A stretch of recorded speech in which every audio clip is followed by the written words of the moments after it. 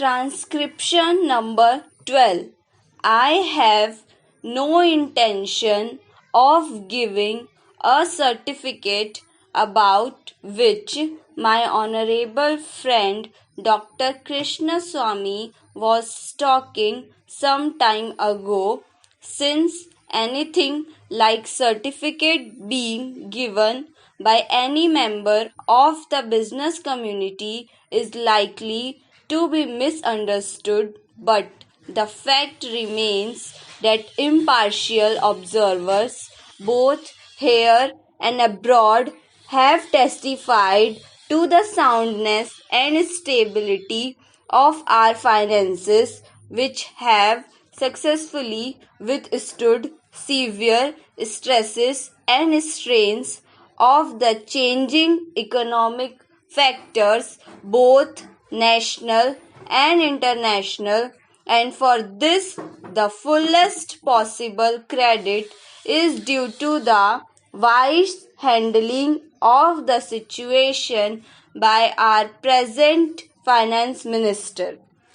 There have been criticism on both sides. Some have described the budget as pro-big business, as something which has brought about a boom in the stock exchange, and as something which has brought about satisfaction in the business circles. The fact is that if there has been any satisfaction, it has been due purely to negative features of the budget and not because any positive relief in any direction has been given to the business or industry. It is true that there were certain fears in the minds of the business community that, in view of the expanding and growing needs of the center, the finance minister might resort to certain further additional taxation, and since those fears were not realized, there has been some slight recovery in certain stock exchanges, but that does not in the least mean that whatever relief and legitimate relief was due to the business and industrial community has received any adequate response from the finance minister. We have got to face the fact that we are at present engaged in the process of development.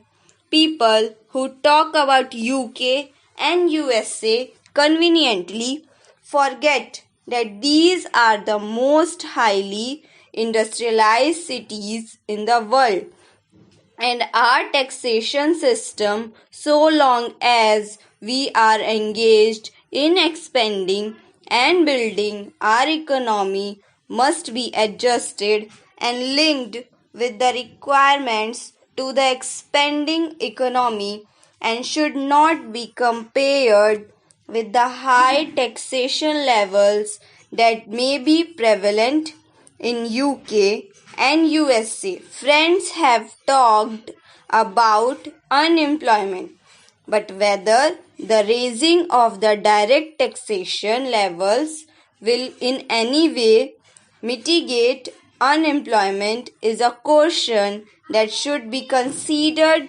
If the finance minister gives substantial relief in direct taxation, I think that might lead to an acceleration in the pace of development.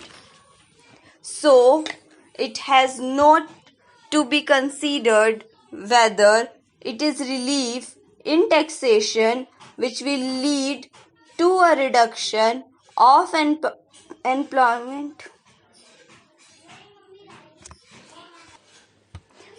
or whether it is raising of taxation to the utmost levels which will dry up the resources and channels of capital formation, and thereby not only retard all further development but might also throw the functioning of present industries out of gear. So my submission is that when the Taxation Inquiry Committee has been appointed, it is only logical to expect that no substantial changes in the taxation structure will be made until the findings of that expert committee are known, until we know the incidence of taxation in the various sectors of our economy. Now coming to the question of deficit financing. I am afraid that my esteemed friend's attitude was somewhat different from the line of opinion in the business and industrial community. Not that we advocate deficit financing for bringing any artificial rise in prices, but the fact is that those who have criticized deficit financing have not suggested any other alternative or any other constructive suggestion which will bring about necessary development plans. After all, the fact has got to be faced that whatever program we have set out in the national plan should go on unimpeded by any financial consideration. An assurance has been given by the finance minister that so far as financial resources are concerned, he will ensure that the 5-year plan will not in way be retarded. In this connection, I can only say that deficit financing is one thing so far as the revenue budget is concerned. So far as normal expenses and expenditure are concerned, certainly nobody will advocate deficit financing, which might be very undesirable. But when it is a question of doing something abnormal, of investing something in productive channels, then certainly some risk has got to be taken, and I think the finance minister has been fully cautious in taking whatever measures he has so far. We know the measures that the government took for contracting money supply about the end of 1950 and certain other measures adopted which brought about a slump.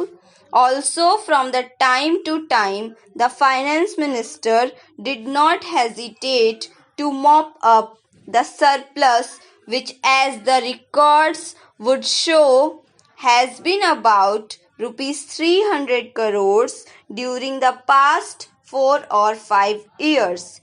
Thank you.